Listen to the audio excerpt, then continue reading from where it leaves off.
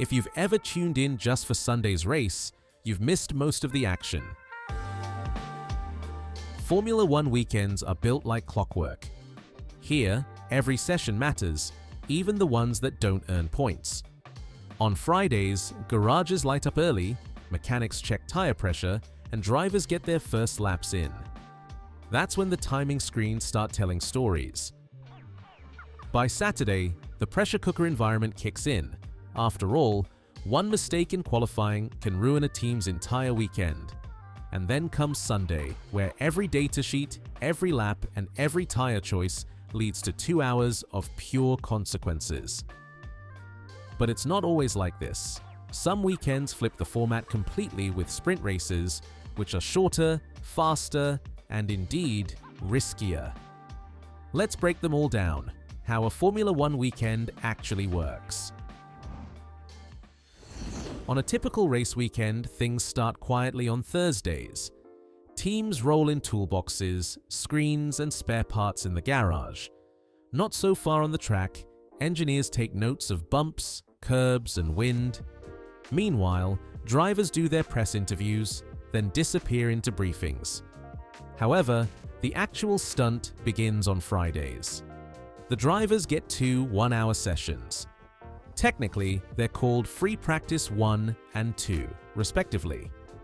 During these sessions, teams test fuel loads, tire compounds, and aerodynamic tweaks.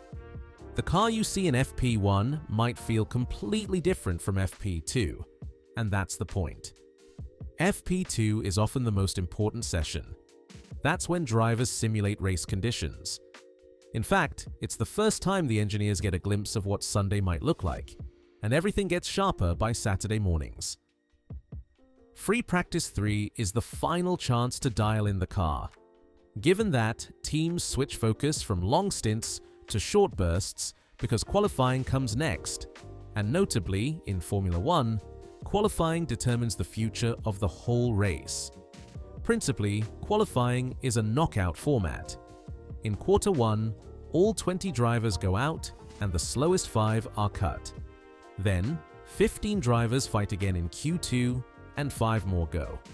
Continuing the pattern, in Q3, the final 10 pushed for pole position. Here, the margins are very thin, sometimes thousandths of a second. The fastest driver in Q3 gets pole, which means they start at the front on Sunday and enjoy the clean air and turn 1 advantage. Needless to say, for all teams, it's a serious hour, to be more precise, the most intense part of the weekend. Finally, Sunday arrives.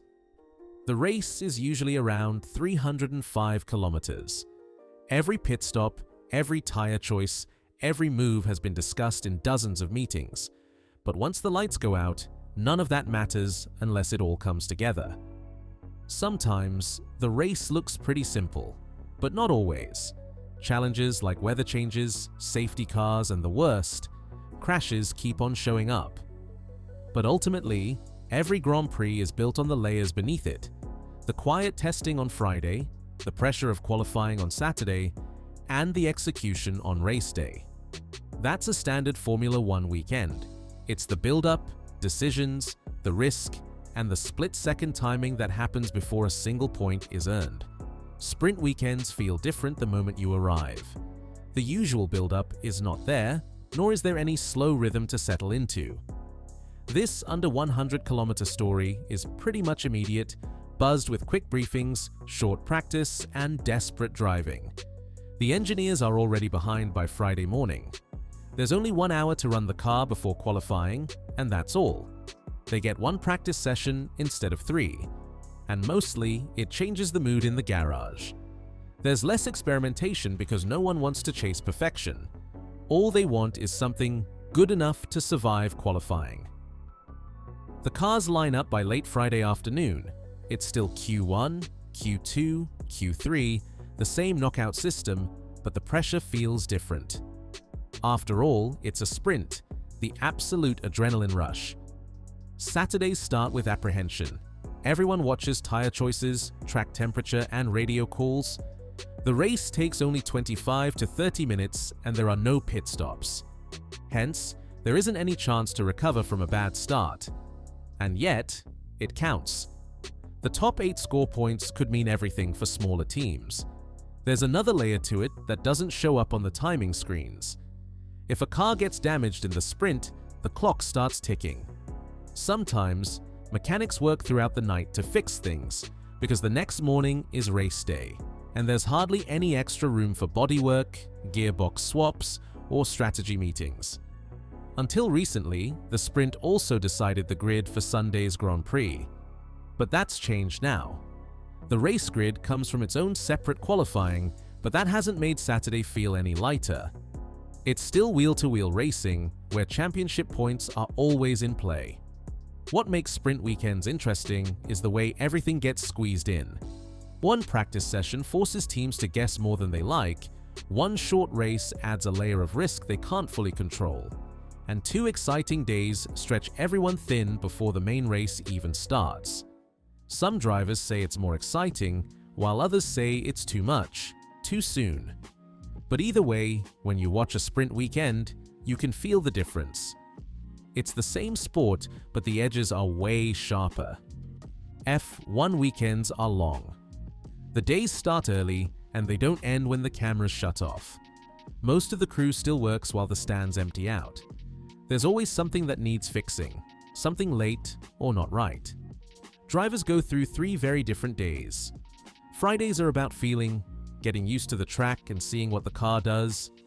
On the other side of the spectrum, Saturdays are tight. There's no room for anything loose or slow.